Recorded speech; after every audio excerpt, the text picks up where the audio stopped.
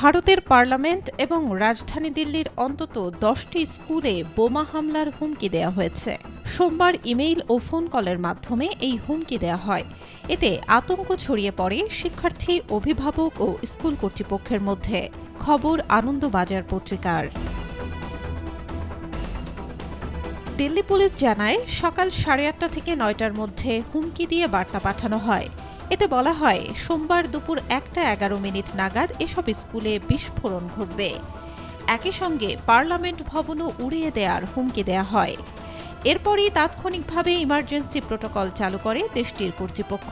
Police, fire service, বোমা নিষ্ক্রিয়কারী দল দ্রুত স্কুলগুলোতে হাজির হয়।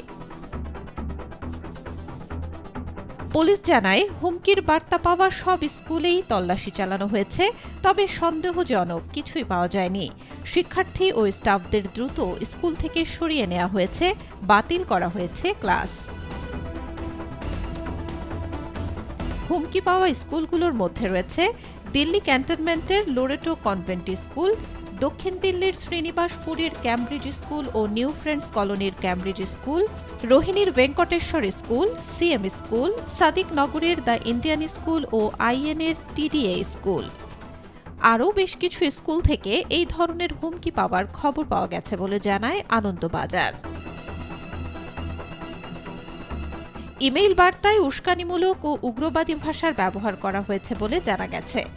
বার্তায় লেখা ছিল, দিল্লি খালিস্তানে পরিণত হবে। এছাড়াও সেখানে খালিস্তান, জাতীয় আর্মি এবং কাশ্মীরি বিচ্ছিন্নতাবাদী জঙ্গি নেতা আফজল গুরুর কথাও উল্লেখ করা হয়েছে।